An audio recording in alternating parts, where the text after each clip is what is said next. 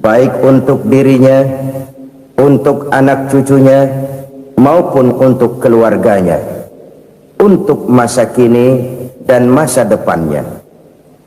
Kadang simpanan itu berbentuk uang, kadang berupa tanah, lain saat berbentuk pabrik, dan lain sebagainya. Sementara masa depan yang paling pasti adalah akhirat.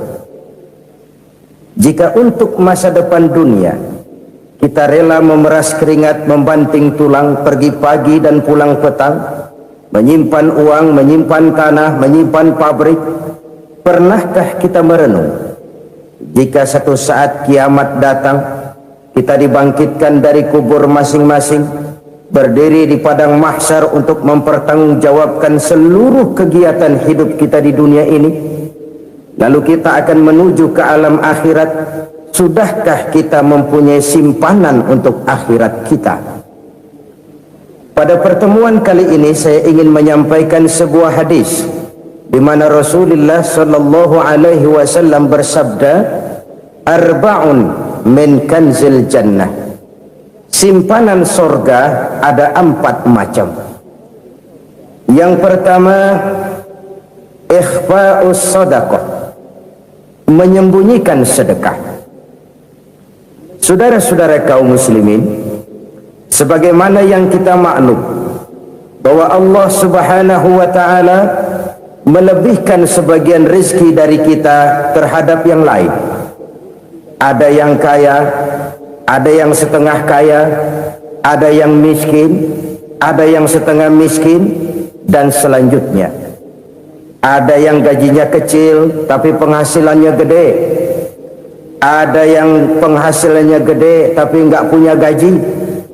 Ada juga yang memang gajinya gede dan penghasilannya gede. Kelebihan rezeki merupakan sunnatullah dan tidak harus membuat kita merasa lebih dari yang lain.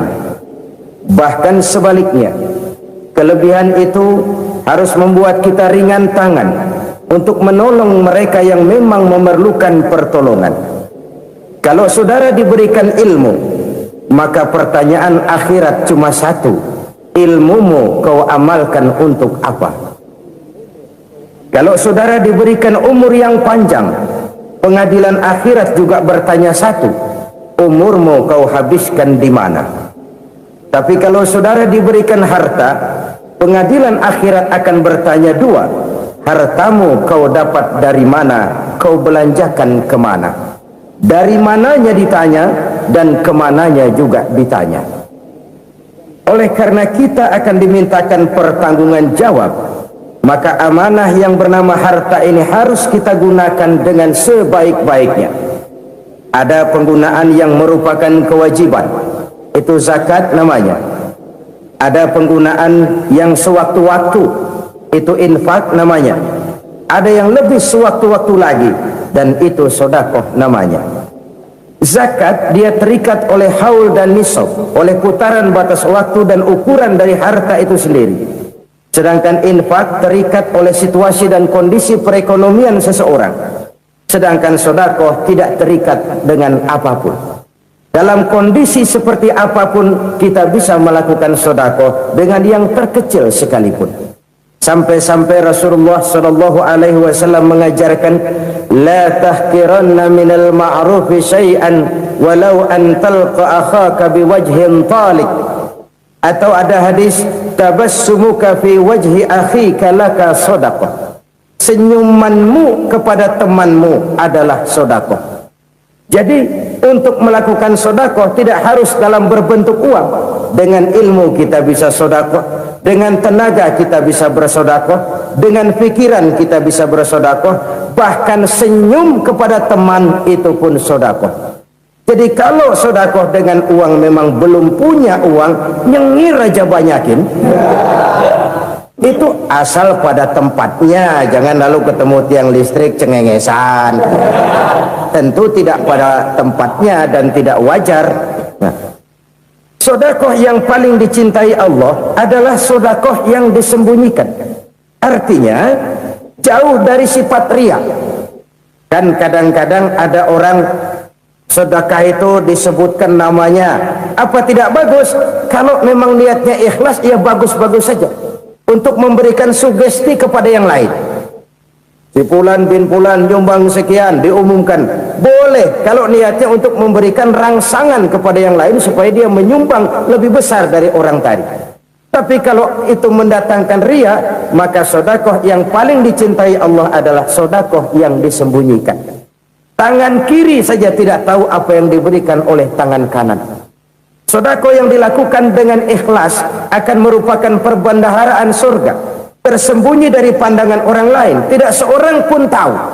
Karena memang sikap yang baik adalah melupakan kebaikan dan mengingat kesalahan. Itu salah satu ciri orang bahagia. Orang yang selalu mengingat kesalahannya dan berusaha melupakan segala kebaikannya. Kalau dia akan ada kebaikan, dia tidak bisa ikut, dia merasa rugi karena dia merasa belum pernah berbuat baik. Tapi kalau akan melakukan kesalahan baru, dia ingat kesalahan yang sudah-sudah, sehingga terhalang baginya untuk melakukan satu kesalahan baru.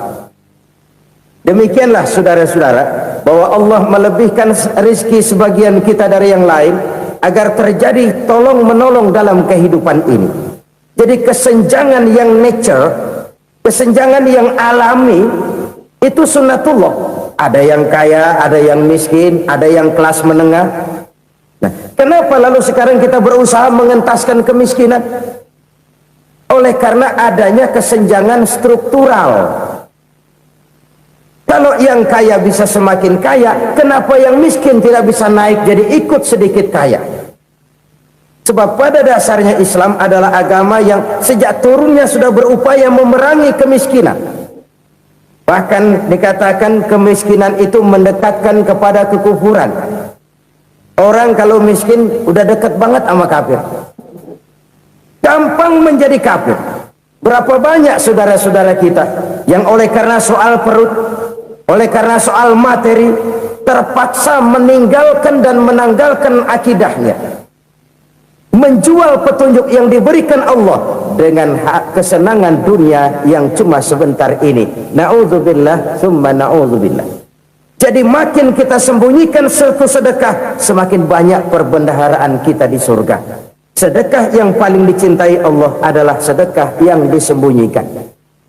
Malahan ada seorang sufi, dia punya kebiasaan kalau pergi sholat Jumat dia bawa uang, itu uang dia taruh di bawah tikar masjid. Dia niat sedekah kepada siapa saja yang nemuin itu duit. Maksudnya apa? Supaya yang nemuin nggak tahu siapa yang punya duit. Demikian dia saking ingin menyembunyikan sedekahnya. Karena sifat ria itu bisa memakan amal kita sendiri. Ria itu termasuk menyebut-nyebut kebaikan kita. Orang yang suka nepuk dada, sedikit-sedikit ngitungnya kalau nggak gua. Tuh kalau nggak gua tuh yang belah situ, kalau nggak gua, kalau nggak gua. Iya, kalau nggak lu kenapa emang? Orang yang suka menepuk jasad, tuh biasanya memang begitu, saudara-saudara. Kalau perang lagi berkecamuk, orang nggak sempat ngaku jadi pahlawan. Tapi begitu perang selesai, yang kagak kenal bedil ngaku pahlawan, mas. Itu sesuatu yang biasa. Oleh karenanya, orang-orang yang ikhlas dalam bersedekah, disembunyikannya sedekah itu, Allah cinta betul. Malahan ada hadis memberikan jaminan, inna sedaqatal mar'il muslimi tazidu fil umri wa tadfa'u mitatas su'i. Sesungguhnya sedekahnya seorang mukmin tazidu fil umri, bisa menambah umur panjang, wa tadfa'u mitatas su'i, dan menyelamatkan manusia dari mati secara su'ul khatimah. Jadi siapa yang kepengen panjang umur, banyaklah sedekah. Yang bosan hidup, pelit terus. Sedekah menambah panjang umur dan menyelamatkan manusia dari mati secara su'ul khatimah. Pak, katanya umur itu nggak bisa ditambah, nggak bisa dikurangin. Kapan? Kalau ajal sudah datang. Wa idza jaa ajaluhum la yastakhiruna sa'atan wa la yastakdimun. Kalau ajal datang tidak bisa dimajukan, tidak bisa dimundurkan. Itu kalau ajal sudah datang. Tidak bisa lagi umur ditambah dikurangi, sudah datang. Tapi kalau belum datang, itu kan haknya Allah. Mau ditambah, mau dikurangi, hak prerogatif Allah. Sebagai pencipta manusia, Allah maha kuasa dan maha mampu. Sedekah ini menambah panjang umur dan menyelamatkan manusia dari mati secara su'ul khatimah. Itu orang mati kan sama ya, kondisinya mati, nggak nafas. Tapi hakikat mati kan lain-lain. Ada yang mati itu husnul khatimah, baik akhirnya. Misalnya lagi ngaji mati, lagi sholat mati, lagi sedekah mati. Ini yang dinamakan dengan husnul khatimah, baik di akhirnya. Sebaliknya ada yang su'ul khatimah, jelek di akhirnya. Ini yang jadi catatan akhir. Lagi nyekek botol, mampus. Lagi banting kartu, modar. Su'ul khatimah, jelek pada akhirnya. Sedekah menyelamatkan manusia dari mati secara su'ul khatimah. Dan kita semua kepengen mendapat husnul khatimah, jauh dari su'ul khatimah. Oleh sebab itu yang bisa menyelamatkan kita dari penyakit itu antara lain adalah sedekah yang disembunyikan, yang dikerjakan dengan ikhlas karena Allah, tidak karena kepengen dipuji orang, tidak karena ingin dikatakan orang pemurah. Sebab orang dermawan itu orang yang memberi tanpa harus diminta. Kalau masih harus diminta, ya belum dermawan namanya, masih harus diminta. Kalau nggak diminta ya tulus, lolos, polos. Saudara-saudara kaum muslimin rahimakumullah, harta adalah amanat dan akan kita pertanggungjawabkan. Allah melebihkan rizki sebagian kita dari yang lain agar kita saling tolong menolong, bantu membantu. Nabi janjikan, siapa yang meringankan beban saudaranya muslim di dunia, Allah akan meringankan bebannya di akhirat nanti. Sebuah jaminan dari baginda Nabi. Si orang yang kita bantu barangkali tidak bisa membalas, Allah yang akan membalas lewat jalan lain yang tidak pernah kita sangka-sangka. Ada orang tanya, Pak, ini ada orang nyumbang masjid sambil marah-marah, bagaimana? Saya bilang, sumbangannya aja ambil, marahnya jangan. Marahnya jangan diambil, itu urusan dia. Saudara-saudara kaum muslimin rahimakumullah, umat Islam ini kan umat yang punya potensi besar. Kadang kita merenung, kenapa kadang-kadang pembangunan masjid kok lambat sekali? Kalau hotel hari ini peletakan pertama, bulan depan peresmian. Supermarket hari ini peletakan batu pertama, minggu depan peresmian. Tapi kalau sudah yang namanya masjid, kadang-kadang peletakan batu pertama sekaligus jadi batu terakhir. 3 tahun, 4 tahun, campur nebar jalak di jalanan, duit dijaring kayak ikan sepat. Apa tidak ada orang Islam yang kaya? Banyak. Apa tidak ada pengusaha muslim yang jadi konglomerat? Ada. Lalu yang belum banyak itu yang komit terhadap nilai-nilai agamanya. Akhirnya kita jatuh jadi umat yang lemah. Belum ada pengusaha konglomerat muslim buka pabrik supermi cap beduk misalnya umpamanya, atau pabrik kecap cap sorban, supaya identitas keislamannya sedikit kelihatan.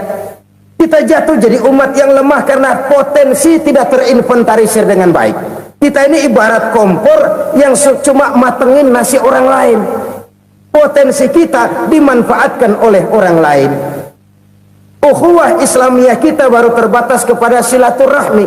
Ukhuwah di bidang ekonomi kita lemah, ukhuwah di bidang kebudayaan kita lemah, apalagi ukhuwah di bidang politik kita lebih rapuh lagi.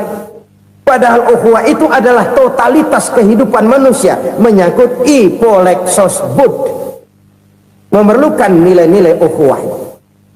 Jadi oleh karena itu mari kita menyadari, di dalam harta kita, walaupun kita yang cari, pergi pagi, pulang sore, peras keringat, banting tulang, di sana ada harta anak yatim, di sana ada hak masjid, di sana ada hak pesantren, di sana ada hak jihad.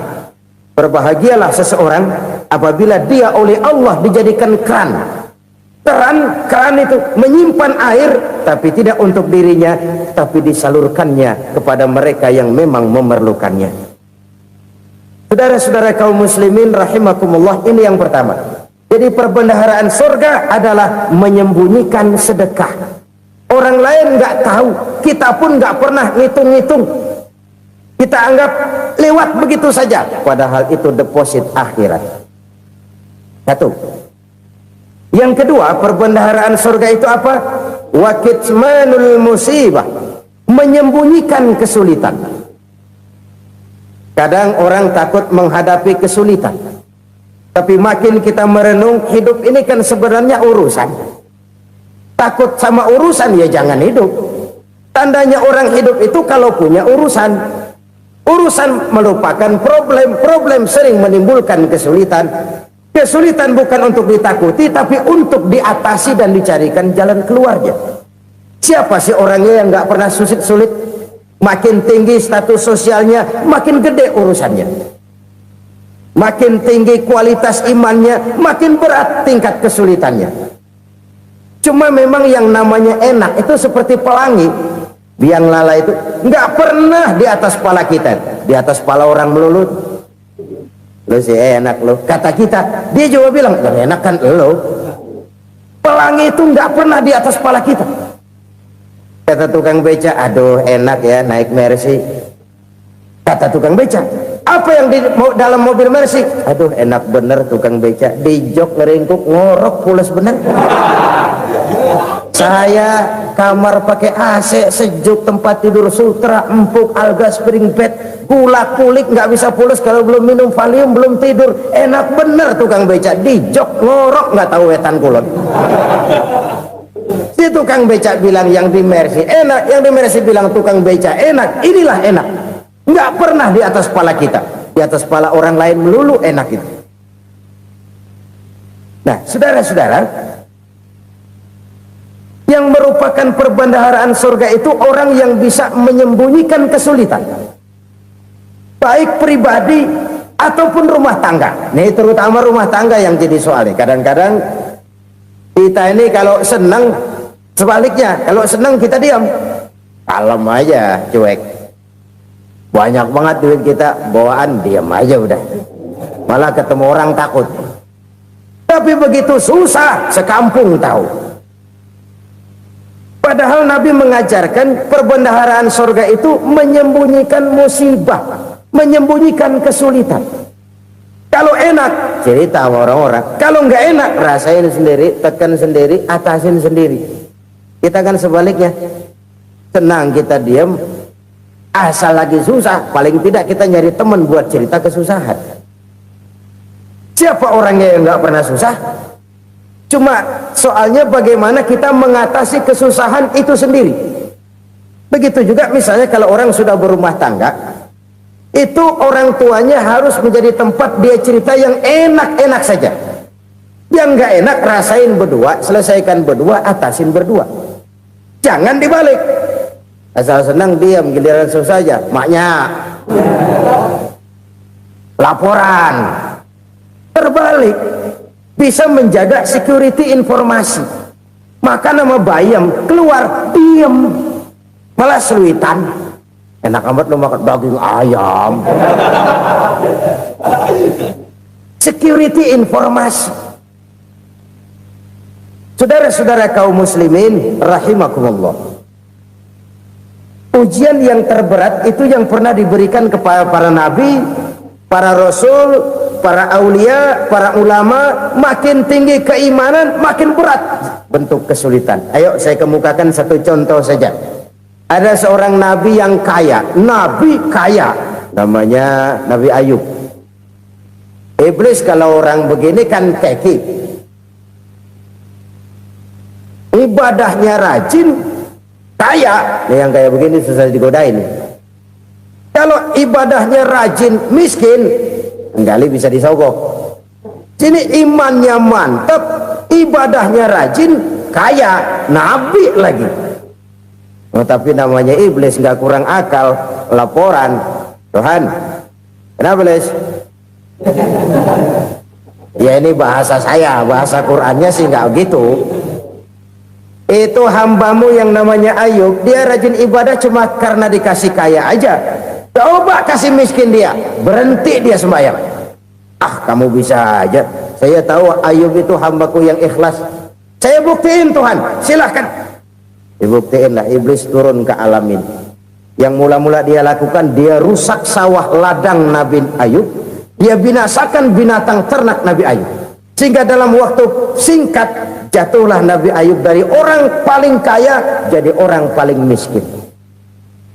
Beliau masih ibadah di mihrab dalam masjid. Datang iblis. Saudara Ayub, ya, lagi ngapain? Ibadah.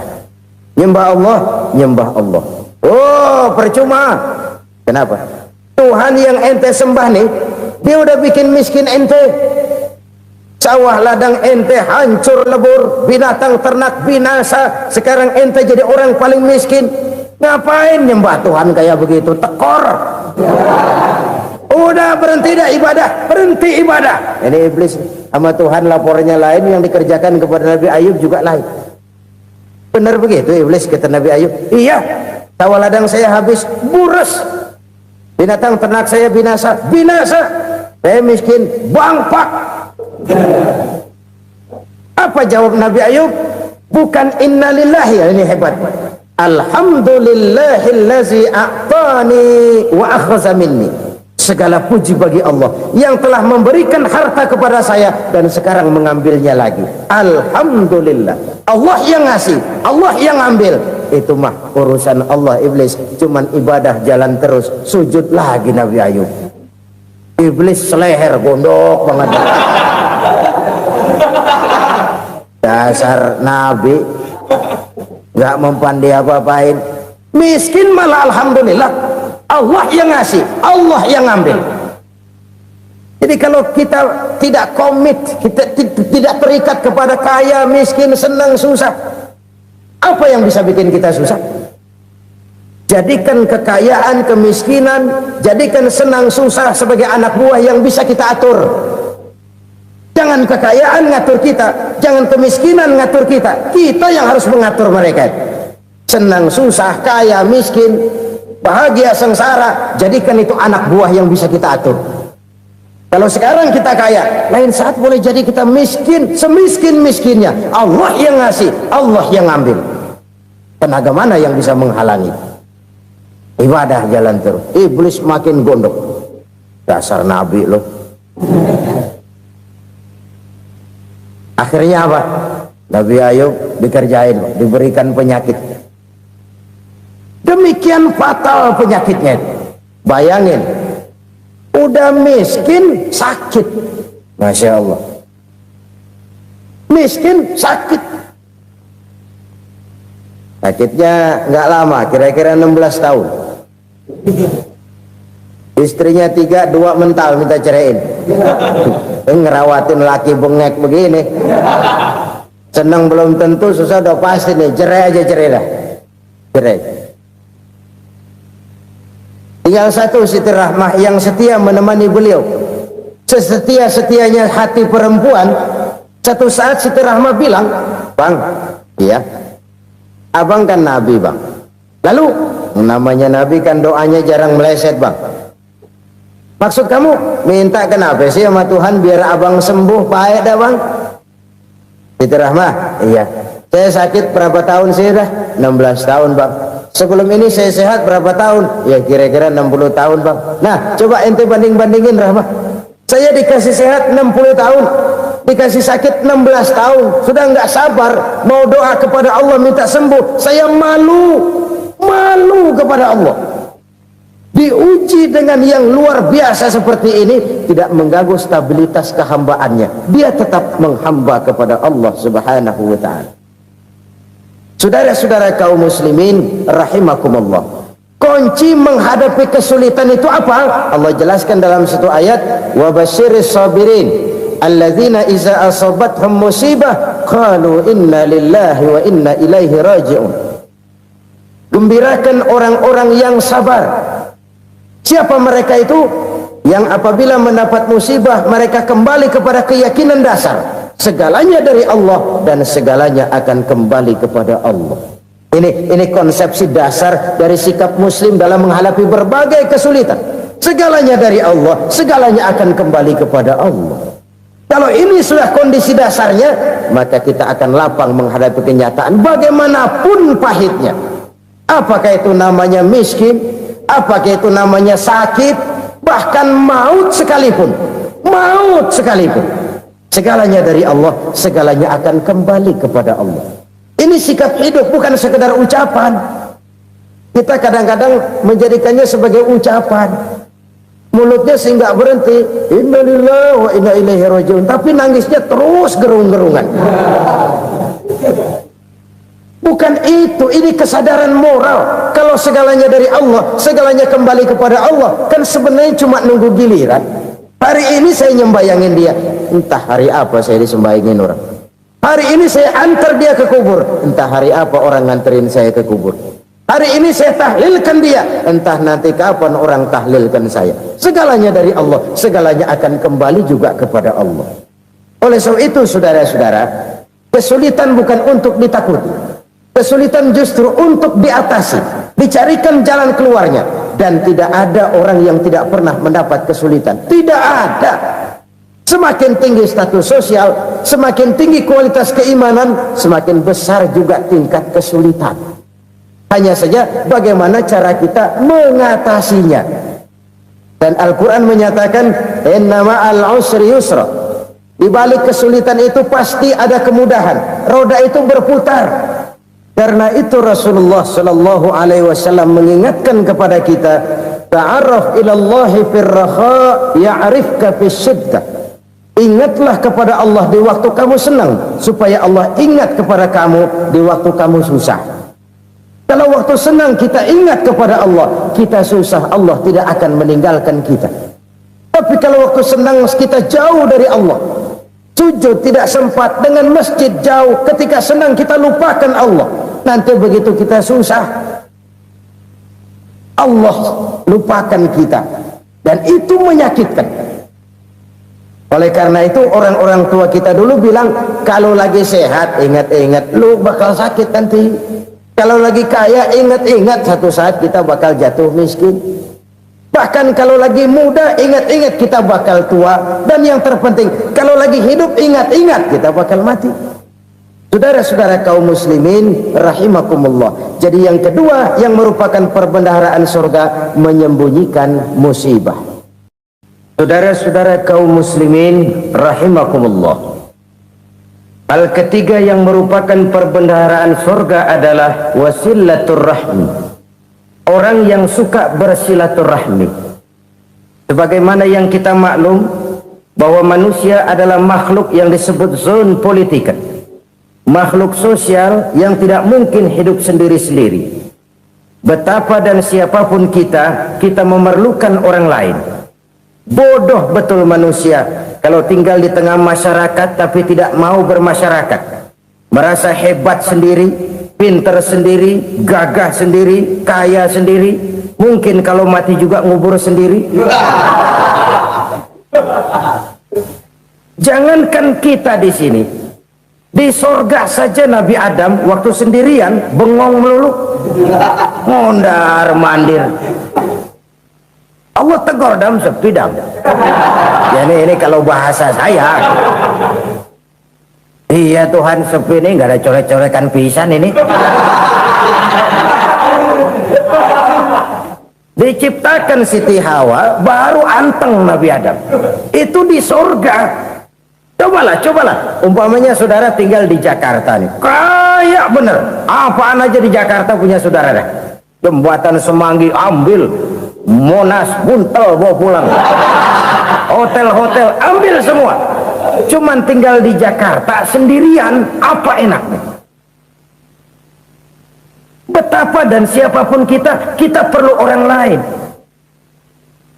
Tidak ada seorang pun yang bisa memenuhi kebutuhan hidupnya secara sendiri-sendiri. Nah, Islam telah menyelamatkan manusia dari ras diskriminasi, mengikat manusia dengan persaudaraan yang berlandaskan kepada akidah. Karena itu dianjurkan bersilaturahmi. Bahkan Nabi menyatakan, man arada ayyubsata lahu fi rizqihi wa yunsa'a fi atharihi falyasil rahimah.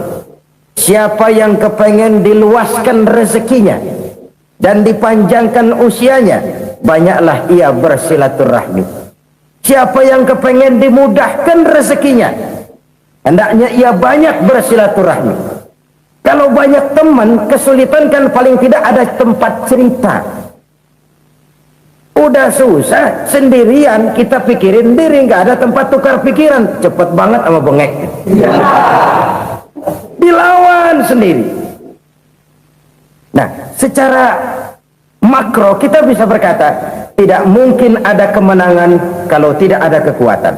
Tidak ada kekuatan kalau tidak ada kesatuan dan persatuan. Tidak mungkin ada kesatuan dan persatuan tanpa semangat silaturahmi. Kalau umat Islam mau menang, dia harus kuat. Kalau umat Islam mau kuat, dia harus bersatu.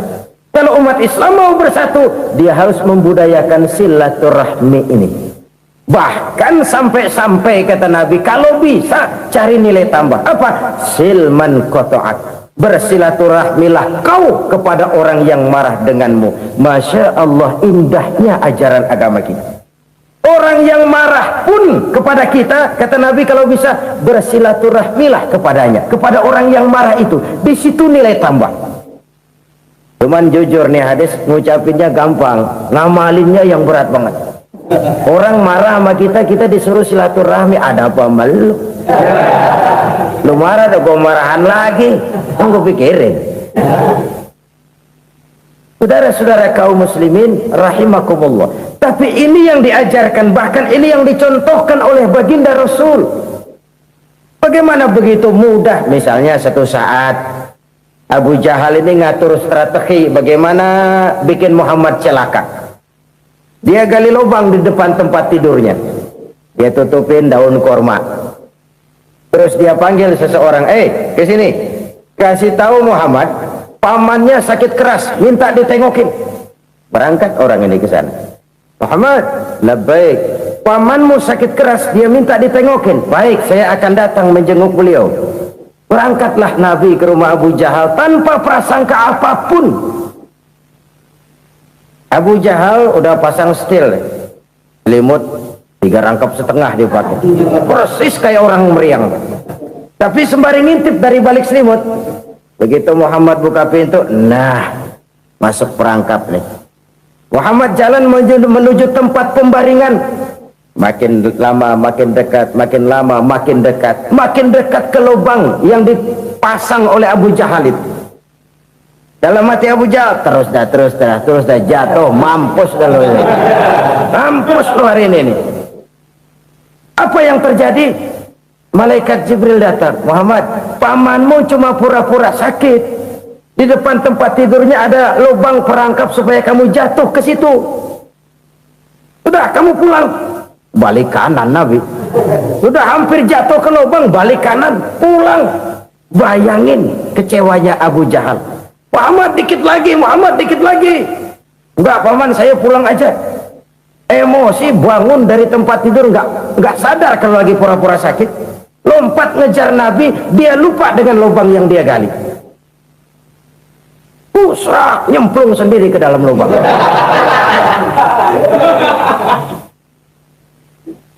Nabi terus berlalu. Ini terjadi keanehan. Jatuh ke lubang yang dia gali itu sebenarnya nggak terlalu dalam ya, antara 3-4 meteran lah. Tolong saya jatuh ke lubang ini. Datanglah pelayan-pelayannya itu. Angkat saya dari sini. Oh, yang ngulurin tambang. Satu gulung, belum juga nyampe itu tambang. Kurang, beli lagi ke warung. Sambung, ulur lagi, nggak juga bisa sampai. Wah, ini kerjaan Muhammad ini.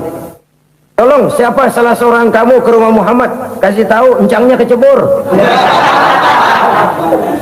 Minta ditolongin. Sampaikan kepada Rasul. Kenapa? Pamanmu jatuh ke lubang, Muhammad minta tolong diangkatin. Tambang udah nyambung-nyambung nggak nyampe juga. Ya, nanti saya datang, saya tolong. Coba. Nyata-nyata orang berniat jahat mau mencelakakan dia. Datang dia menolong. Ini yang disebut air tuba dibalas air susu ya ini. Bukan sebaliknya. Air tuba dibalas air susu. Paman, kecebur ya? Iya Muhammad, tolong ini. Pegang tangan saya. Nabi ulurkan tangannya. Nyampe. Dipegang oleh Abu Jahal. Diangkat ke atas. Sampai atas. Apa kata Abu Jahal? Sihirmu memang hebat Muhammad. Udah ditolongin dikata sihir. Ya enak kita kemplang kan itu orang begitu. Urusan apa? Tapi inilah akhlak. Kalau bisa kamu bersilaturahmilah dengan orang yang marah kepadamu sekalipun. Orang marah kita tetap baik. Kalau kita berbuat baik sama orang yang memang baik, rasanya sih biasa-biasa aja. Orang baik kita baik lagi, ya draw aja, belum ada nilai tambah di situ. Baru ada nilai tambah kalau kita bisa berbuat baik kepada orang yang nyakitin kita. Itu namanya kita setingkat di atas dia. Dia sakitin kita, kita berbuat baik sama dia. Dia pelit sama kita, kita baik sama dia. Dia marahin kita, kita deketin dia. Di situ kita punya nilai tambah. Jadi siapa yang ingin diluaskan rezekinya kata Nabi dan dipanjangkan umurnya, hendaklah ia banyak-banyak bersilaturahmi. Sederhana sebenarnya silaturahmi, tapi silaturahmi membangkitkan semangat kesatuan dan persatuan. Kesatuan dan persatuan melahirkan kekuatan. Dalam matematika 1 ditambah 1 pasti 2. Tapi di tengah masyarakat, 1 orang takut ditambah 1 orang takut, hasilnya jadi 2 orang setengah berani. Kenapa setengah berani? Karena udah berdua. Tadi pan takut sendirian. Kalau dia kumpul turu-turu takutlah jadi berani. Kita yang lemah, kita yang tidak berdaya, kita yang miskin, kalau mau kompak bersatu, apa yang nggak bisa kita kerjain? Apalagi tinggal di kota besar, pilihan cuma 2. Bertahan atau minggir. Bertahan atau minggir. Untuk bisa bertahan harus mampu bersaing. Untuk mampu bersaing harus punya keahlian. Keahlian harus ditunjang dengan pendidikan, ditambah oleh kekompakan sebagai umat. Udah miskin mencar mulu, orang injek gitu. Orang nggak pandang urusan apa malu. Oleh karena itu silaturahmi pada hakikatnya merupakan roh dari ukhuwah yang diajarkan oleh agama kita. Bagaimana Islam menyelamatkan masyarakat manusia dari ras diskriminasi, mengikat manusia, dan tidak ada persaudaraan yang lebih indah selain persaudaraan yang diikat dengan nilai-nilai akidah. Sepanjang orang di jalan Allah, itulah saudara kita. Keluar dia dari jalan Allah, selesailah persaudaraan sampai di situ. Karena itu, kalau ingin menyimpan sesuatu di surga, banyaklah bersilaturahmi. Datang ke rumah ini, datang ke rumah itu, dan lain sebagainya. Itu simpanan kita di akhirat nanti. Ini yang ketiga. Saudara-saudara, yang keempat, perbendaharaan surga itu apa? Wa qawlu la hawla wa la quwwata illa billah. Ucapan la hawla wa la quwwata illa billah. Ibadah kan ada yang berat, modalnya besar. Bangun masjid berat, modalnya besar. Bangun rumah sakit berat, modalnya besar. Ada ibadah yang berat tapi modalnya ringan. Misalnya puasa. Puasa itu berat, mengendalikan nafsu. Kalau sekedar nggak makan nggak minum sih enteng, mengendalikan nafsu. Itu jihad terbesar, tapi kan modalnya ringan, cuma niat saja. Ini ibadah berat, modalnya ringan. Ada ibadah yang ringan, modalnya juga enteng. Seperti termasuk ucapan la haula wa la quwwata illa billah. Tanpa sadar, la haula wa la quwwata illa billah. Nyelengin tuh di surga. Nyelengin, kita nggak terasa, nyelengin simpenan akhirat. La haula wa la quwwata illa billah. Nyimpan lagi. Kaget, la haula wa la quwata illa billah, nyimpan lagi, banyak simpenan. Walaupun sebenarnya yang dimaksud di sini adalah kesadaran batin. Masya Allah, sangat luar biasa kajian yang sudah disampaikan oleh guru kita Al-Makfurullah Kiai Haji Zainuddin MZ. Sahabat beriman yang dimuliakan Allah, tetaplah di channel ini karena kajian ini belum selesai dan masih banyak lagi hal-hal menarik yang akan disampaikan beliau. Tetaplah di channel ini dan mari kita lanjutkan kembali. Selamat mendengarkan. Bahwa tidak ada daya dan kekuatan kecuali Allah. Itu intinya. Kita memulai pekerjaan disunahkan baca bismillah, kan begitu? Apa itu? Kesadaran moral bahwa ini saya bisa kerjakan. Saya kerjakan ini dengan menyebut nama Allah. Kenapa? Kalau Allah tidak memberikan daya dan kekuatan, mana mampu saya kerjakan ini. Maka saya kerjakan ini dengan menyebut nama Allah. Bismillah. Kesadaran moral. Manusia hanya wajib berusaha, tapi nggak pernah wajib berhasil. Banyak hal-hal yang kalau kita renungkan secara rasio nggak mungkin, tapi jadi kenyataan. La haula wala quwata illa billah. Tidak ada daya dan kekuatan kecuali bagi Allah semata-mata. Kesadaran moral akan kelemahan dan keterbatasan makhluk bernama manusia. Kadang kita kagum dengan otak, tapi kita sering lupa sama yang bikin otak.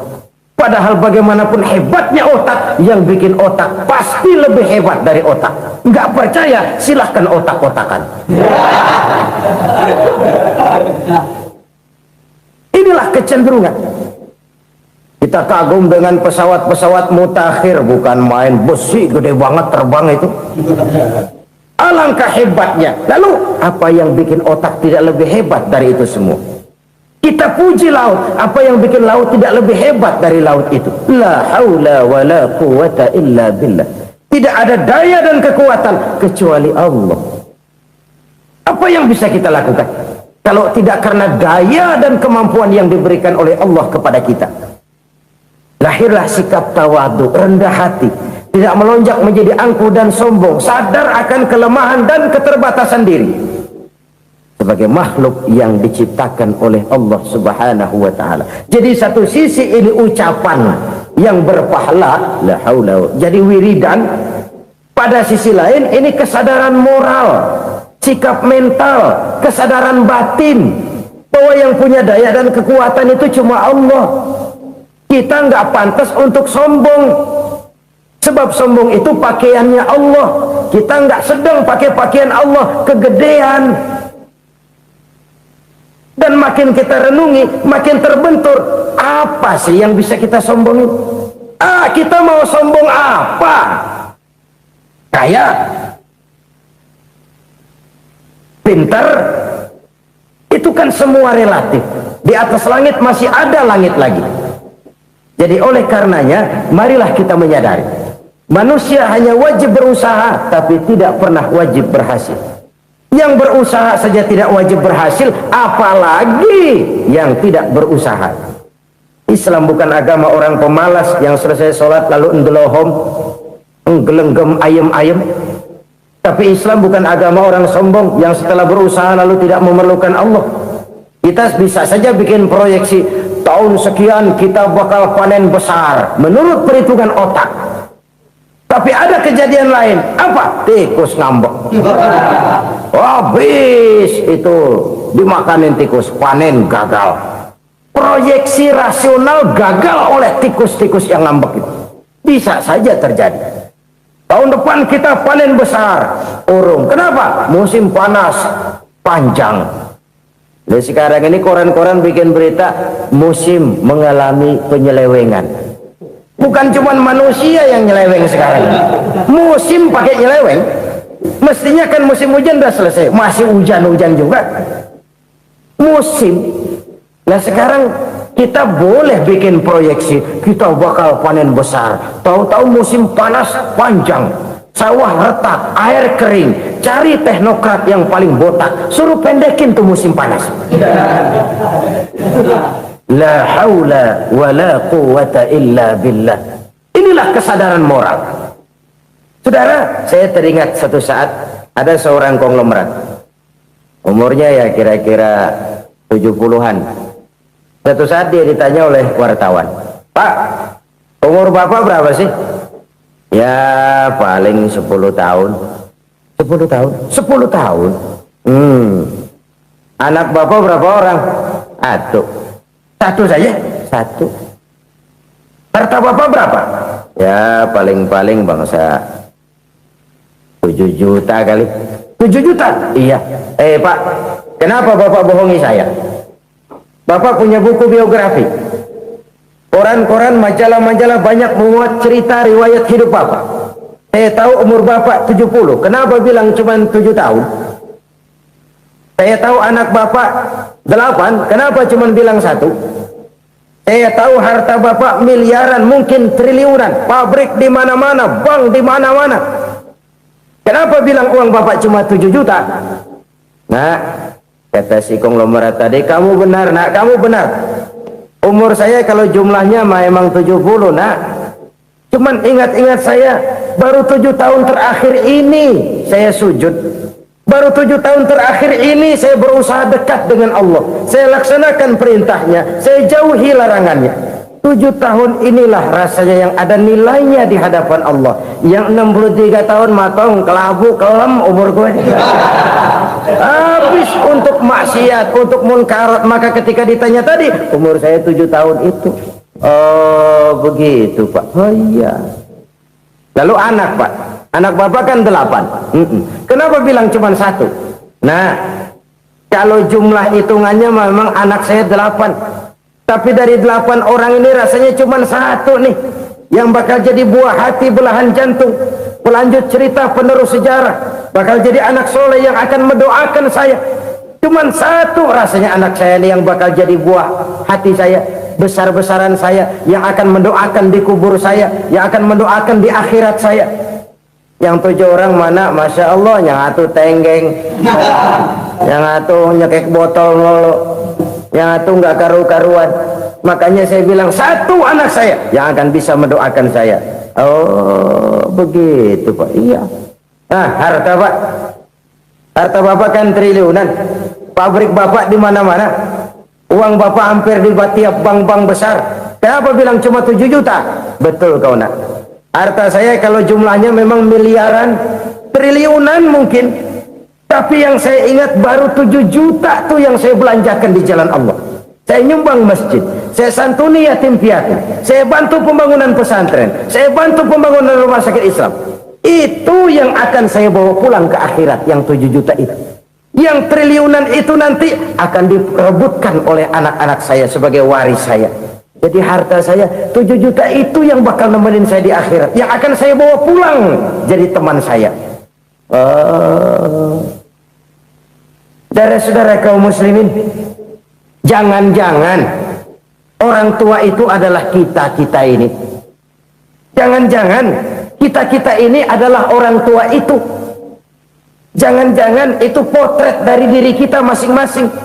Dari sekian umur yang diberikan Allah, berapa tahun yang ada nilainya di hadapan Allah?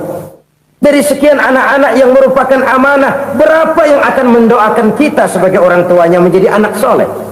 Dari sekian banyak harta yang diberikan Allah, berapa yang akan kita bawa pulang menghadapnya nanti, yang kita belanjakan di jalan Allah? Ini sebuah potret kehidupan. Karena itu kita kembali kepada la haula wa la quwwata illa billah. Kita wajib berusaha, kita wajib berikhtiar. Selebihnya segala daya dan kekuatan hanya milik Allah saja semata-mata. Satu kesadaran batin dari setiap pribadi muslim. Setelah ia berusaha dan berikhtiar, ia menyerahkannya kepada Allah Subhanahu wa ta'ala. Jadi satu sisi ini merupakan wiridan ucapan yang mengandung pahala, pada sisi lain ini merupakan sikap batin dari seorang muslim di dalam ia menghadapi realitas kehidupan ini. Saudara-saudara kaum muslimin rahimakumullah, kalau ini kita jadikan satu basis kehidupan, maka ini akan menyelamatkan manusia dari kemungkinan tergelincir menjadi orang yang lupa diri dan lupa darat. Sebab itu Imamul Ghazali berpesan, jadidis safinah fa innal bahra amiq wa khuziz zad fa inna safara ba'id wa khaffifil hamla fa innal hamla sadid. Perbarui selalu kapalmu karena lautan sangat dalam. Bawa bekal yang banyak karena perjalanan ini sangat jauh. Ringankan beban karena kebanyakan beban akan menyakitkan. Alangkah indah kalimat ini, alangkah dalam makna yang terkandung di sana. Perbarui selalu kapalmu karena lautan sangat dalam. Apa artinya ini? Jaga mentalmu baik-baik. pelihara imanmu baik-baik, karena hidup penuh cobaan seperti lautan. Kita kalau berlayar di lautan kan kadang-kadang tenang, angin bertiup sepoi-sepoi basah. Jika malam datang, bintang gemintang bertabur menghias cakrawala, rembulan memantulkan sinarnya dengan indah. Dalam keadaan begitu berlayar enak, tapi lain saat ombak menggunung, halilintar menyambar, angin topan bertiup. Berapa banyak sudah saudara-saudara kita yang tenggelam di lautan dunia tanpa sadar bahwa dia belum sampai kepada pantai yang akan dituju. Berapa banyak sudah saudara-saudara kita yang tenggelam di lautan dunia ini tanpa sempat bangkit lagi. Dia menyangka sudah sampai kepada tujuannya. Hati-hati kapal jangan sampai bocor karena lautan sangat dalam. Iman ini jaga baik-baik karena hidup penuh dengan ujian. Wa khuzizat fa inna safar ba'id. Bawa bekal yang banyak karena perjalanan sangat jauh. Saudara mau ke Bandung, bawa duit. Saudara mau ke Surabaya, banyakan lagi duitnya. Saudara mau ke Mekah, gepokan, iketan tuh duit nggak lembaran lagi. Makin jauh perjalanan, makin banyak bekal yang harus kita bawa. Kalau saudara dari Jakarta mau ke Surabaya, kagak bawa duit berangkat juga, itu sih bukan berani namanya, nekat. Sampai Surabaya belum tentu, sengsara di jalan udah pasti. Kenapa? Nggak bawa bekal berangkat. Sama juga kita nih, misalnya belum sempat sembahyang, mati. Waduh, berani banget orang. Belum punya bekal, mati. Sengsara di jalan. Atau bekal tidak cukup. Dari Jakarta saudara mau ke Surabaya, bawa duit 500 perak. Paling jauh Cikampek nyampenya itu. Paling jauh itu. Antara jauhnya perjalanan dengan bekal yang saudara bawa tidak seimbang. Hidup ini perjalanan panjang. A walking tour. Dimulai dari alam arwah. Sebelum jasad diciptakan, roh diciptakan lebih dulu. Dari situ pindah ke alam rahim. Dari alam rahim pindah ke alam dunia. Dari alam dunia pindah ke alam barzah. Baru menuju akhirat. Satu perjalanan panjang. Kalau bekal tidak bawa, sengsara di jalan. Bawa bekal yang banyak karena perjalanan ini sangat jauh. Wa khaffifil hamla, ringankan beban karena beban itu cuma akan menyulitkan. Kalau bekal itu sih keperluan, tapi beban nggak kita perluin, coba ngeberat-beratin. Apa ini beban? Dosa, kecurangan, kebatilan, kesoliman, ketidakadilan, kesewenang-wenangan. Itu akan jadi beban kita di akhirat. Alangkah celakanya, perjalanan panjang, bekal tidak bawa, beban kelewat banyak, alamat sengsara di jalan. Pahala tidak ada, dosa berlipat ganda. Na'udzubillah, summa na'udzubillah. Kalau kita rangkum nasihat Al-Ghazali dengan kisah si konglomerat tadi, kita akan mengambil kesimpulan. Pertama, bekal terbaik dalam menghadapi gejolak kehidupan ini tidak lain adalah iman. Yang kedua, pahala dan dosa. Dua hal kontroversial. Pahala adalah bekal, dosa adalah beban. Tapi kita sekarang kan tidak begitu terangsang kepada yang abstrak. Orang berlomba mencari yang konkret-konkret saja, yang real. Kalau memang dosa, benjol dong, kira-kira begitu. Kira-kira begitu. Persis orang Yahudi dulu. Orang Yahudi itu kan pernah minta kepada Nabi Musa, Ya Musa, lan nu'mina laka hatta narallaha jahrah. Musa, kami nggak bakal mau beriman kepada Allah kalau belum kami lihat Allah ada nongkrong di depan kami. Kalau memang Tuhan ada, taruh dong di depan kami. Mau yang konkret-konkret saja. Kalau memang dosa, benjol dong. Kalau memang pahala, berasa dong. Orang terangsang kepada yang real, yang konkret-konkret saja. Karena itu, untuk mengejar dosa, orang mau bayar. Tapi untuk mengejar pahala, walaupun tidak bayar, orang segan. Ini yang dikatakan oleh Nabi, kamu mengharapkan ke surga, tapi kamu berat melaksanakan sesuatu yang bisa membawa kamu ke surga. Kamu ingin jauh dari neraka, tapi tiap saat kamu lakukan perbuatan-perbuatan yang justru menjerumuskan kamu ke neraka. Idda'aitum an-najata minan nar wa ramaitum fiha anfusakum. Kamu ingin selamat dari neraka, tapi kamu lemparkan diri kamu ke neraka. Kamu ingin masuk surga, tapi berat sekali kamu melakukan perbuatan-perbuatan yang bisa menyampaikan kamu di surga. Saudara-saudara kaum muslimin rahimakumullah. Jadi hal keempat yang merupakan perbendaharaan surga adalah la haula wa la quwwata illa billah. Satu sisi ini merupakan ucapan yang memperberat timbangan akhirat. Pada sisi lain ini merupakan sikap hidup seorang muslim. Kesadaran batin yang sangat dalam bahwa tidak ada daya dan kekuatan kecuali Allah. Dan itu kita simbolkan pada saat memulai pekerjaan dengan Bismillah, dengan menyebut nama Allah. Satu kesadaran moral, saya hanya bisa melakukan ini karena diberikan daya dan kekuatan oleh Allah. Lahirlah sikap tawadu, rendah hati, tidak melonjak menjadi angkuh dan sombong. Saudara-saudara, sampai sini dulu jumpa kita kali ini. Semoga 4 perbendaharaan surga ini dapat kita lakukan, yang kelak akan merupakan bekal kita di kemudian hari nanti. Amin ya rabbal alamin. Terima kasih atas segala perhatian, mohon maaf atas segala kekurangan. Usikum wa iyaya bitaqwallah. Wassalamualaikum warahmatullahi wabarakatuh.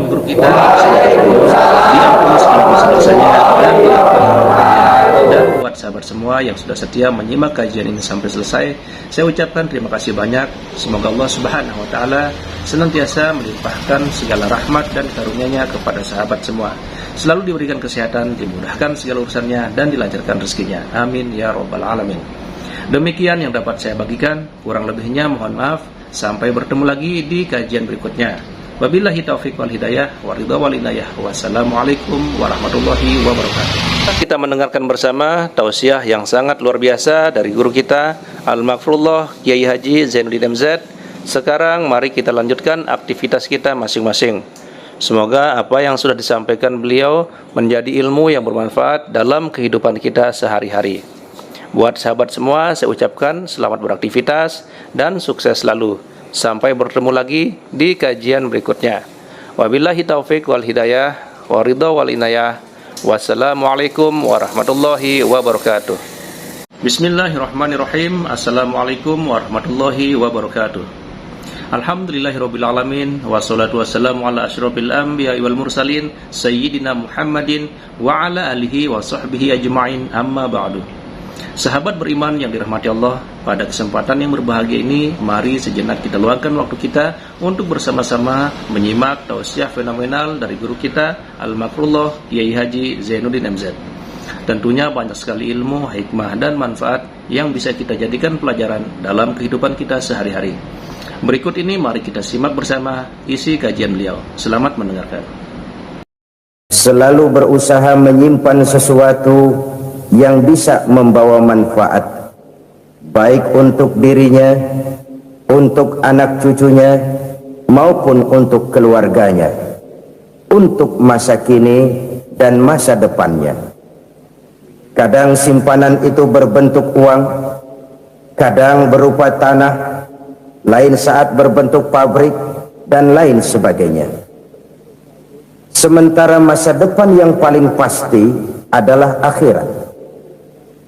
Jika untuk masa depan dunia kita rela memeras keringat, membanting tulang, pergi pagi dan pulang petang, menyimpan uang, menyimpan tanah, menyimpan pabrik, pernahkah kita merenung jika satu saat kiamat datang, kita dibangkitkan dari kubur masing-masing, berdiri di padang mahsyar untuk mempertanggungjawabkan seluruh kegiatan hidup kita di dunia ini?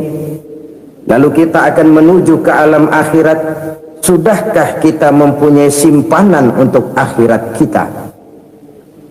Pada pertemuan kali ini saya ingin menyampaikan sebuah hadis di mana Rasulullah sallallahu alaihi wasallam bersabda, "Arba'un min kanzil jannah." Simpanan surga ada 4 macam. Yang pertama, ikhfa'us shadaqah, menyembunyikan sedekah. Saudara-saudara kaum muslimin, sebagaimana yang kita maklum bahwa Allah Subhanahu wa taala melebihkan sebagian rezeki dari kita terhadap yang lain. Ada yang kaya, ada yang setengah kaya, ada yang miskin, ada yang setengah miskin, dan selanjutnya. Ada yang gajinya kecil tapi penghasilannya gede. Ada yang penghasilannya gede tapi nggak punya gaji. Ada juga yang memang gajinya gede dan penghasilannya gede. Kelebihan rezeki merupakan sunnatullah dan tidak harus membuat kita merasa lebih dari yang lain. Bahkan sebaliknya, kelebihan itu harus membuat kita ringan tangan untuk menolong mereka yang memang memerlukan pertolongan. Kalau saudara diberikan ilmu, maka pertanyaan akhirat cuma satu: ilmumu kau amalkan untuk apa? Kalau saudara diberikan umur yang panjang, pengadilan akhirat juga bertanya satu: umurmu kau habiskan di mana? Tapi kalau saudara diberikan harta, pengadilan akhirat akan bertanya dua: hartamu kau dapat dari mana, kau belanjakan kemana? Dari mananya ditanya, dan kemananya juga ditanya. Oleh karena kita akan dimintakan pertanggungan jawab, maka amanah yang bernama harta ini harus kita gunakan dengan sebaik-baiknya. Ada penggunaan yang merupakan kewajiban, itu zakat namanya. Ada penggunaan yang sewaktu-waktu, itu infak namanya. Ada yang lebih sewaktu-waktu lagi, dan itu sedekah namanya. Zakat dia terikat oleh haul dan nisab, oleh putaran batas waktu dan ukuran dari harta itu sendiri. Sedangkan infak terikat oleh situasi dan kondisi perekonomian seseorang. Sedangkan sedekah tidak terikat dengan apapun. Dalam kondisi seperti apapun kita bisa melakukan sedekah dengan yang terkecil sekalipun. Sampai-sampai Rasulullah sallallahu alaihi wasallam mengajarkan, la tahqiranna minal ma'rufi syai'an walau an talqa akhaka biwajhin talik. Atau ada hadis, tabassumuka fi wajhi akhika laka shadaqah. Senyumanmu kepada temanmu adalah sedekah. Jadi untuk melakukan sedekah tidak harus dalam berbentuk uang. Dengan ilmu kita bisa sedekah, dengan tenaga kita bisa bersedekah, dengan pikiran kita bisa bersedekah, bahkan senyum kepada teman itu pun sedekah. Jadi kalau sedekah dengan uang memang belum punya uang, nyengir aja banyakin. Itu asal pada tempatnya, jangan lalu ketemu tiang listrik cengengesan. Tentu tidak pada tempatnya dan tidak wajar. Nah, sedekah yang paling dicintai Allah adalah sedekah yang disembunyikan. Artinya jauh dari sifat riya. Kan kadang-kadang ada orang sedekah itu disebutkan namanya, apa tidak bagus? Kalau memang niatnya ikhlas, ya bagus-bagus saja. Untuk memberikan sugesti kepada yang lain. Si Fulan bin Fulan nyumbang sekian, diumumkan. Boleh kalau niatnya untuk memberikan rangsangan kepada yang lain supaya dia menyumbang lebih besar dari orang tadi. Tapi kalau itu mendatangkan riya, maka sedekah yang paling dicintai Allah adalah sedekah yang disembunyikan. Tangan kiri saja tidak tahu apa yang diberikan oleh tangan kanan. Sedekah yang dilakukan dengan ikhlas akan merupakan perbendaharaan surga, tersembunyi dari pandangan orang lain, tidak seorang pun tahu. Karena memang sikap yang baik adalah melupakan kebaikan dan mengingat kesalahan. Itu salah satu ciri orang bahagia. Orang yang selalu mengingat kesalahannya dan berusaha melupakan segala kebaikannya. Kalau dia akan berada kebaikan, dia tidak bisa ikut, dia merasa rugi karena dia merasa belum pernah berbuat baik. Tapi kalau akan melakukan kesalahan baru, dia ingat kesalahan yang sudah-sudah, sehingga terhalang baginya untuk melakukan satu kesalahan baru. Demikianlah saudara-saudara, bahwa Allah melebihkan rezeki sebagian kita dari yang lain, agar terjadi tolong-menolong dalam kehidupan ini. Jadi kesenjangan yang nature, kesenjangan yang alami Itu sunnatullah. Ada yang kaya, ada yang miskin, ada yang kelas menengah. Nah, kenapa lalu sekarang kita berusaha mengentaskan kemiskinan? Oleh karena adanya kesenjangan struktural. Kalau yang kaya bisa semakin kaya, kenapa yang miskin tidak bisa naik jadi ikut sedikit kaya? Sebab pada dasarnya Islam adalah agama yang sejak turunnya sudah berupaya memerangi kemiskinan. Bahkan dikatakan kemiskinan itu mendekatkan kepada kekufuran. Orang kalau miskin udah dekat banget sama kafir. Gampang menjadi kafir. Berapa banyak saudara-saudara kita yang oleh karena soal perut, oleh karena soal materi, terpaksa meninggalkan dan menanggalkan akidahnya, menjual petunjuk yang diberikan Allah dengan hak kesenangan dunia yang cuma sebentar ini. Na'udzubillah summa na'udzubillah. Jadi makin kita sembunyikan satu sedekah, semakin banyak perbendaharaan kita di surga. Sedekah yang paling dicintai Allah adalah sedekah yang disembunyikan. Malahan ada seorang sufi, dia punya kebiasaan kalau pergi sholat Jumat dia bawa uang, itu uang dia taruh di bawah tikar masjid. Dia niat sedekah kepada siapa saja yang nemuin itu duit. Maksudnya apa? Supaya yang nemuin nggak tahu siapa yang punya duit. Demikian dia saking ingin menyembunyikan sedekahnya. Karena sifat ria itu bisa memakan amal kita sendiri.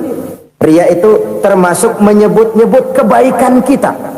Orang yang suka nepuk dada, sedikit-sedikit ngitungnya kalau nggak gua. Tuh kalau nggak gua tuh. Tuh yang belas itu kalau nggak gua, kalau nggak gua. Iya kalau nggak lu kenapa emang?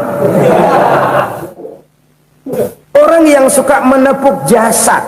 Tuh biasanya memang begitu saudara-saudara. Kalau perang lagi berkecamuk, orang nggak sempat ngaku jadi pahlawan. Tapi begitu perang selesai, yang kagak kenal bedil ngaku pahlawan, mas. Itu sesuatu yang biasa. Oleh karenanya, orang-orang yang ikhlas dalam bersodako, disembunyikannya sodako itu, Allah cinta betul. Malahan ada hadis memberikan jaminan, inna sodaqatal mar'il muslimi tazidu fil umri wa tadfa'u mitata su'i. Sesungguhnya sedekahnya seorang mukmin tazidu fil umri, bisa menambah umur panjang, wa tadfa'u mitata su'i, dan menyelamatkan manusia dari mati secara su'ul khatimah. Jadi siapa yang kepengen panjang umur, banyaklah sedekah. Yang bosan hidup, pelit terus. Sedekah menambah panjang umur dan menyelamatkan manusia dari mati secara su'ul khatimah. Pak, katanya umur itu nggak bisa ditambah, nggak bisa dikurangin. Kapan? Kalau ajal sudah datang. Fa idza jaa ajaluhum la yastakhiruna sa'atan wa la yastaqdimun. Kalau ajal datang tidak bisa dimajukan, tidak bisa dimundurkan. Itu kalau ajal sudah datang. Tidak bisa lagi umur ditambah dikurangi, sudah datang. Tapi kalau belum datang, itu kan haknya Allah. Mau ditambah, mau dikurangi, hak prerogatif Allah. Sebagai pencipta manusia, Allah maha kuasa dan maha mampu.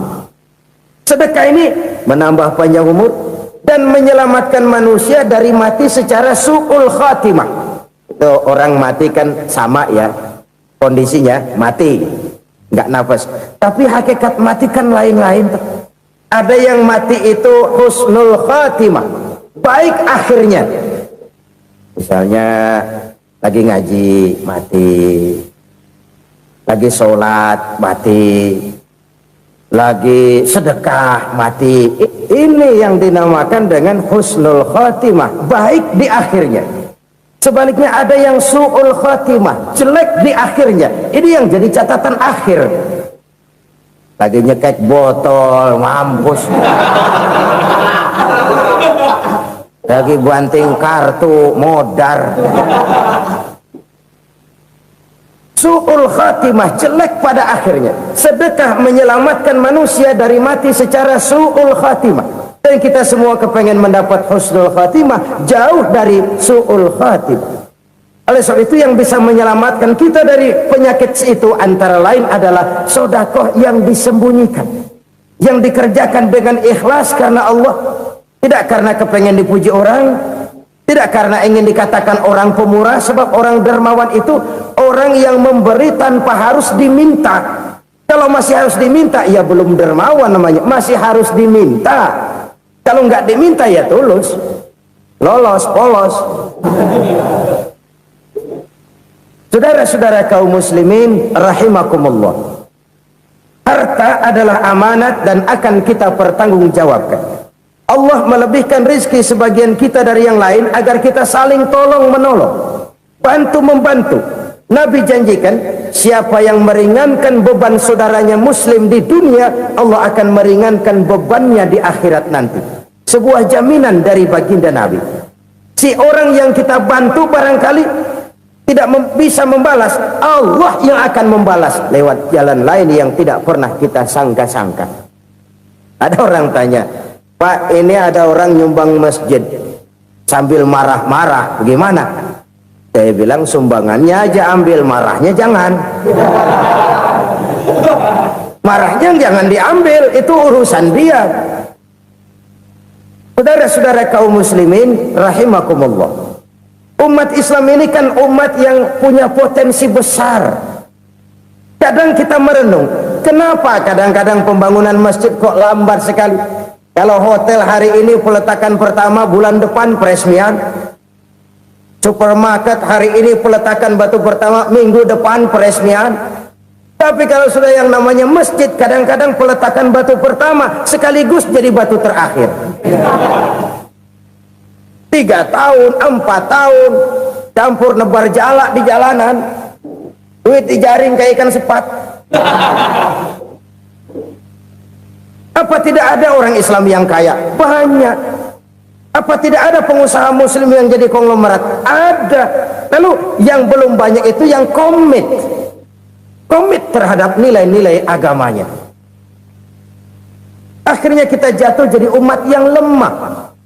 Belum ada pengusaha konglomerat muslim buka pabrik supermi cap bedug misalnya umpamanya, atau pabrik kecap cap sorban, supaya identitas keislamannya sedikit kelihatan.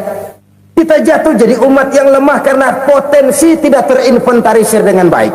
Kita ini ibarat kompor yang cuma matengin nasi orang lain. Potensi kita dimanfaatkan oleh orang lain. Ukhuwah Islamiyah kita baru terbatas kepada silaturahmi. Ukhuwah di bidang ekonomi kita lemah, ukhuwah di bidang kebudayaan kita lemah, apalagi ukhuwah di bidang politik kita lebih rapuh lagi. Padahal ukhuwah itu adalah totalitas kehidupan manusia, menyangkut ipoleksos bud, memerlukan nilai-nilai ukhuwah. Jadi oleh karena itu mari kita menyadari, di dalam harta kita, walaupun kita yang cari, pergi pagi, pulang sore, peras keringat, banting tulang, di sana ada harta anak yatim, di sana ada hak masjid, di sana ada hak pesantren, di sana ada hak jihad. Berbahagialah seseorang apabila dia oleh Allah dijadikan keran. Keran itu menyimpan air, tapi tidak untuk dirinya, tapi disalurkannya kepada mereka yang memang memerlukannya. Saudara-saudara kaum muslimin rahimakumullah, ini yang pertama. Jadi perbendaharaan surga adalah menyembunyikan sedekah. Orang lain nggak tahu, kita pun nggak pernah ngitung-ngitung. Kita anggap lewat begitu saja, padahal itu deposit akhirat. Satu. Yang kedua, perbendaharaan surga itu apa? Wa kitmanul musibah, menyembunyikan kesulitan. Kadang orang takut menghadapi kesulitan, tapi makin kita merenung, hidup ini kan sebenarnya urusan. Takut sama urusan, ya jangan hidup. Tandanya orang hidup itu kalau punya urusan. Urusan merupakan problem sering menimbulkan kesulitan. Kesulitan bukan untuk ditakuti, tapi untuk diatasi dan dicarikan jalan keluarnya. Siapa sih orangnya yang nggak pernah sulit? Makin tinggi status sosialnya, makin gede urusannya. Makin tinggi kualitas imannya, makin berat tingkat kesulitannya. Cuma memang yang namanya enak itu seperti pelangi. Biang lala itu nggak pernah di atas kepala kita, di atas kepala orang melulu. Lu sih enak lu. Kata kita, dia juga bilang, yang enak kan lu. Pelangi itu nggak pernah di atas kepala kita. Kata tukang beca, aduh enak ya naik Mercy. Kata tukang beca, apa yang di dalam mobil Mercy? Aduh enak bener tukang beca, di jok ngeringkuk ngorok pulas bener. Saya kamar pakai AC sejuk, tempat tidur sutra empuk, alga spring bed, gula kulik nggak bisa pulas kalau belum minum Valium, belum tidur. Enak bener tukang beca, di jok ngorok nggak tahu wetan kulon. Si tukang beca bilang yang di Mercy enak, yang di Mercy bilang tukang beca enak. Inilah enak, nggak pernah di atas kepala kita, di atas kepala orang lain melulu enak itu. Nah saudara-saudara, yang merupakan perbendaharaan surga itu orang yang bisa menyembunyikan kesulitan, baik pribadi ataupun rumah tangga. Nih terutama rumah tangga yang jadi soalnya. Kadang-kadang kita ini kalau senang, sebaliknya kalau senang kita diam, kalem aja, cuek. Banyak banget duit kita bawaan, diam aja udah, malah ketemu orang takut. Tapi begitu susah sekampung tahu. Padahal Nabi mengajarkan perbendaharaan surga itu menyembunyikan musibah, menyembunyikan kesulitan. Kalau enak cerita sama orang-orang, kalau nggak enak rasain sendiri, tekan sendiri, atasin sendiri. Kita kan sebaliknya, senang kita diam, asal lagi susah paling tidak kita nyari teman buat cerita kesusahan. Siapa orangnya yang nggak pernah susah? Cuma soalnya bagaimana kita mengatasi kesusahan itu sendiri. Begitu juga misalnya kalau orang sudah berumah tangga, itu orang tuanya harus menjadi tempat dia cerita yang enak-enak saja. Yang nggak enak rasain berdua, selesaikan berdua, atasin berdua. Jangan dibalik. Asal senang diam, giliran susah saja. Maknya laporan. Terbalik. Bisa menjaga security informasi. Maka nama bayam keluar diam, malah seluitan. Enak amat lo makan daging ayam. Security informasi. Saudara-saudara kaum muslimin rahimakumullah, ujian yang terberat itu yang pernah diberikan kepada para nabi, para rasul, para aulia, para ulama. Makin tinggi keimanan, makin berat bentuk kesulitan. Ayo saya kemukakan satu contoh saja. Ada seorang nabi yang kaya, nabi kaya, namanya Nabi Ayub. Iblis kalau orang begini kan keki, ibadahnya rajin, kaya. Yang kayak begini susah digodain. Kalau ibadahnya rajin, miskin, kali bisa disogok. Sini imannya mantap, ibadahnya rajin, kaya, nabi lagi. Oh, tapi namanya iblis nggak kurang akal. Laporan, Tuhan, kenapa Les?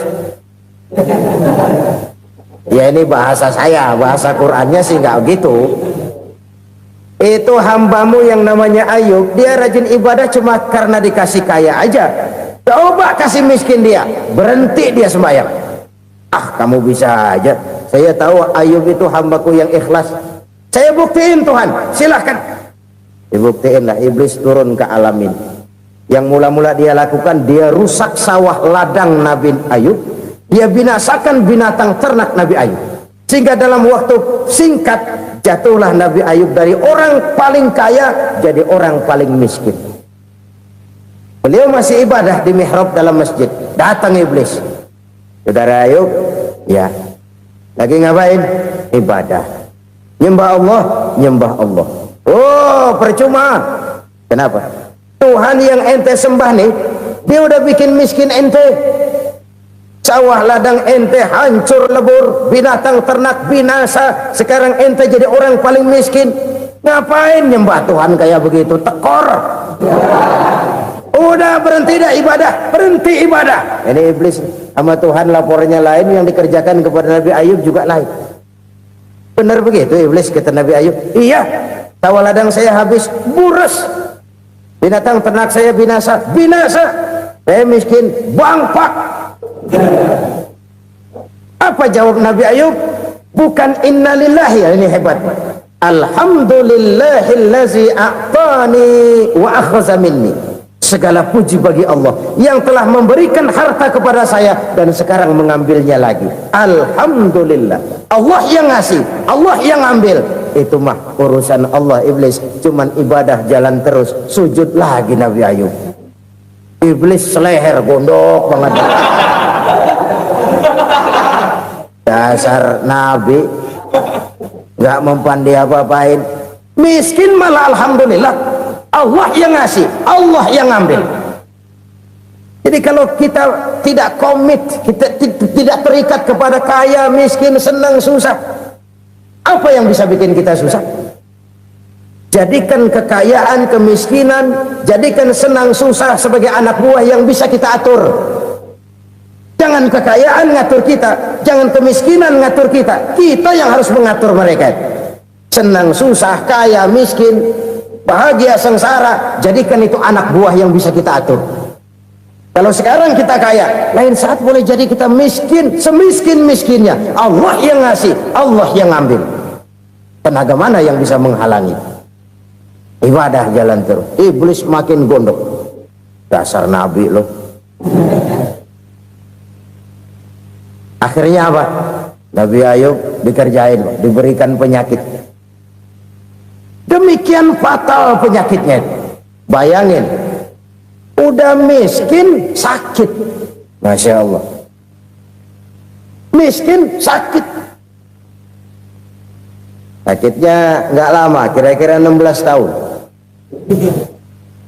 Istrinya 3, 2 mental minta ceraiin. Ngerawatin laki bengek begini. Senang belum tentu, susah udah pasti nih. Cerai aja, cerai lah. Cerai. Tinggal satu Siti Rahmah yang setia menemani beliau. Sesetia-setianya hati perempuan. Satu saat Siti Rahmah bilang, "Bang, iya, abang kan Nabi, Bang. Lalu, namanya Nabi kan doanya jarang meleset, Bang. Maksud kamu minta kenapa sih sama Tuhan biar abang sembuh baik dah, Bang?" Siti Rahmah, "Iya. Saya sakit berapa tahun sih dah?" 16 tahun, Bang. "Sebelum ini saya sehat berapa tahun?" "Ya kira-kira 60 tahun, Bang." "Nah, coba ente banding-bandingin, Rahmah. Saya dikasih sehat 60 tahun, dikasih sakit 16 tahun. Sudah nggak sabar mau doa kepada Allah minta sembuh. Saya malu kepada Allah. Diuji dengan yang luar biasa seperti ini, tidak mengganggu stabilitas kehambaannya. Dia tetap menghamba kepada Allah Subhanahu wa ta'ala." Saudara-saudara kaum muslimin rahimakumullah, kunci menghadapi kesulitan itu apa? Allah jelaskan dalam satu ayat, "Wa basyiris sabirin alladzina iza asabathum musibah qalu inna lillahi wa inna ilaihi raji'un."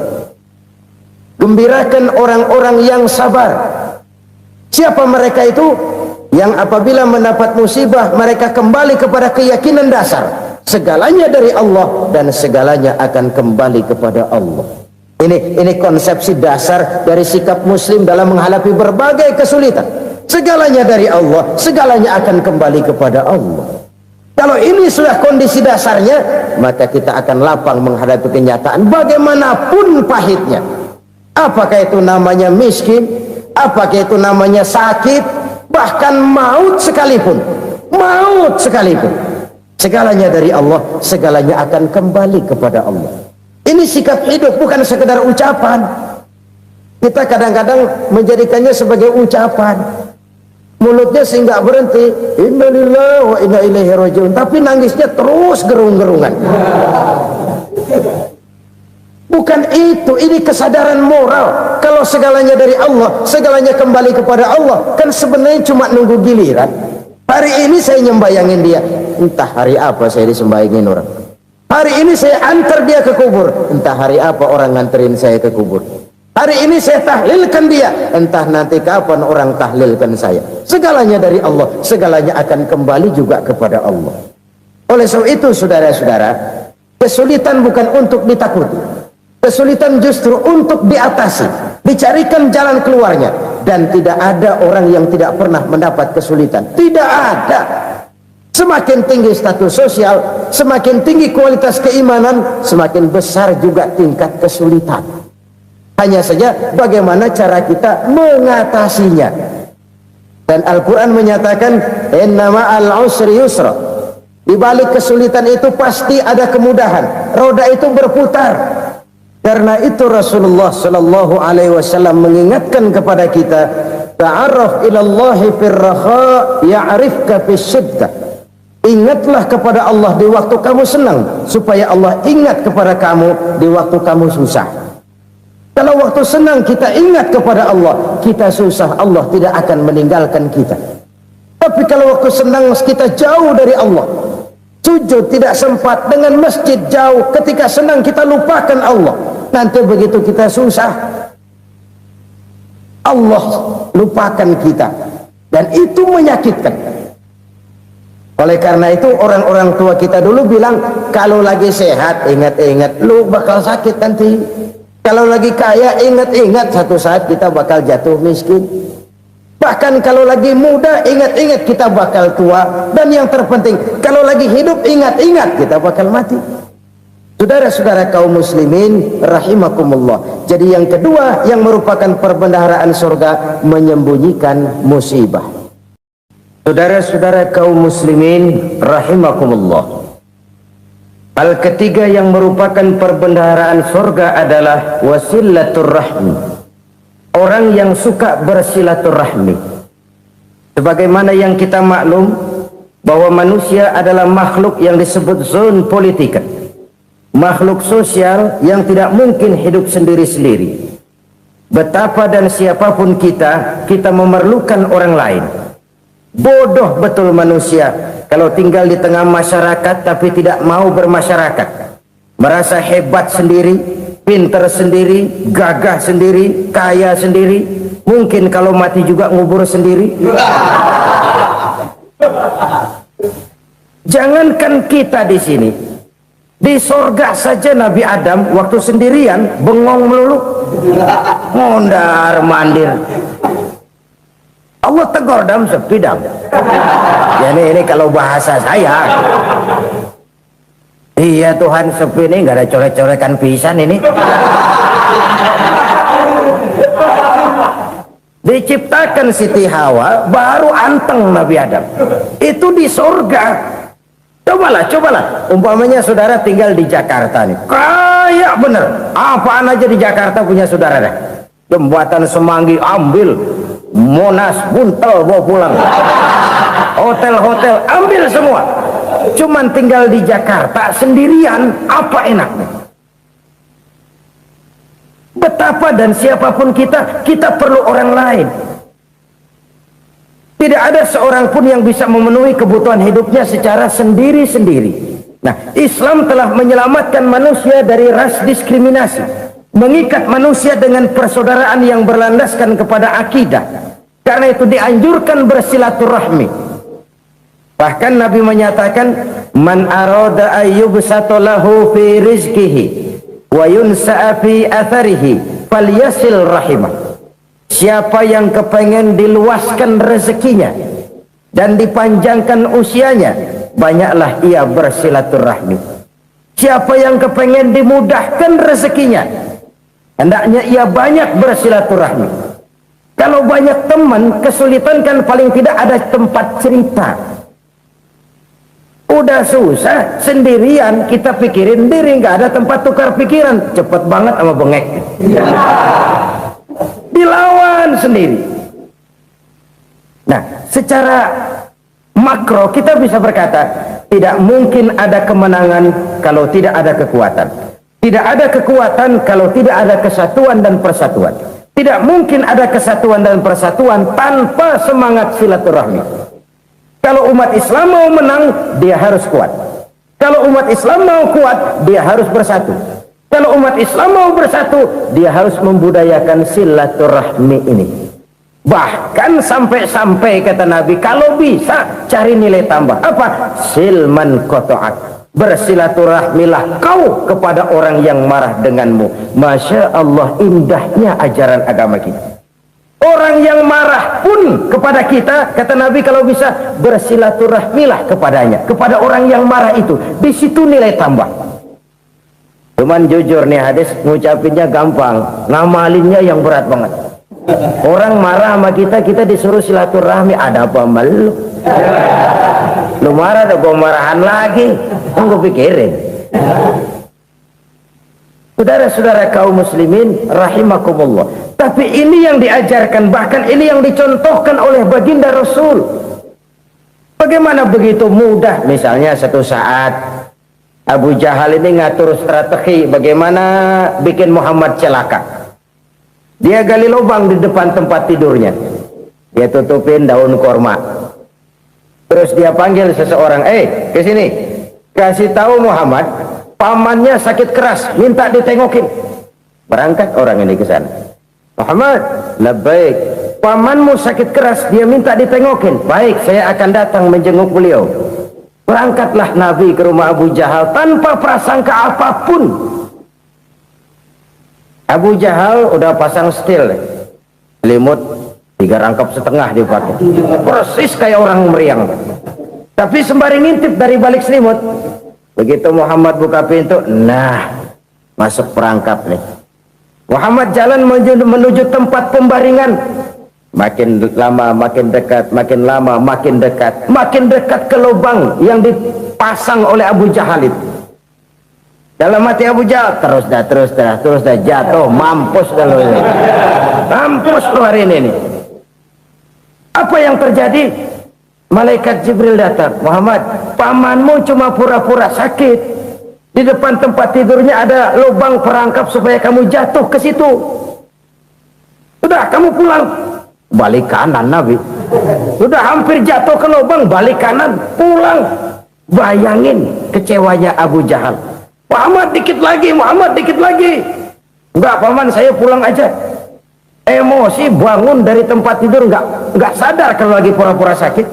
Lompat ngejar Nabi, dia lupa dengan lubang yang dia gali. Pusrak, nyemplung sendiri ke dalam lubang.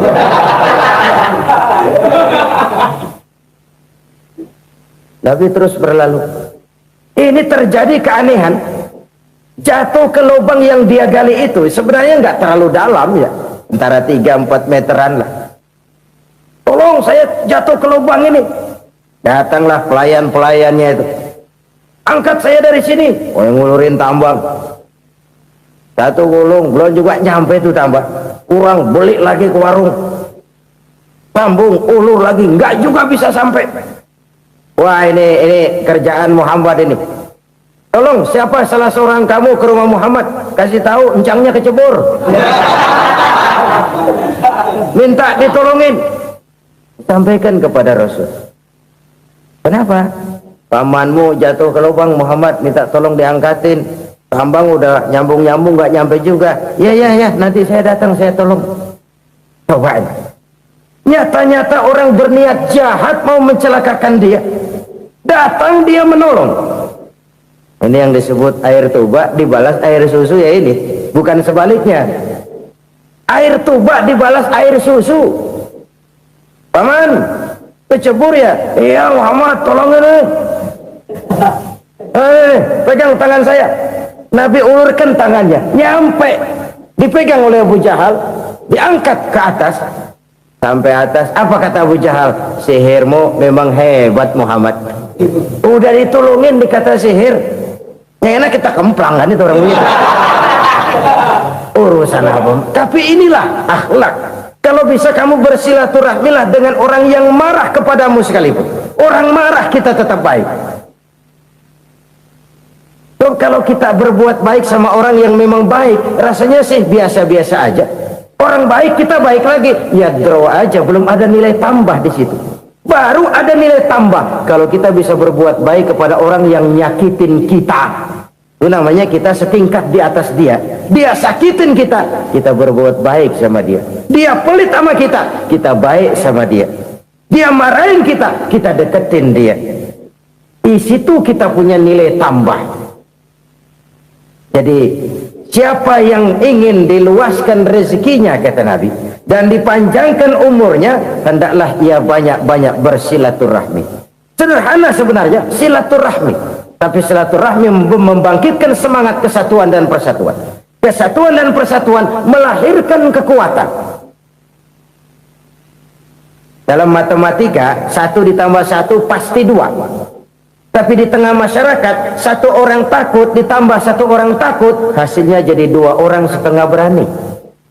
Kenapa setengah berani? Karena udah berdua. Tadi pan takut sendirian, kalau dia kumpul turu-turu takutlah jadi berani. Kita yang lemah, kita yang tidak berdaya, kita yang miskin, kalau mau kompak bersatu, apa yang nggak bisa kita kerjain? Apalagi tinggal di kota besar, pilihan cuma 2, bertahan atau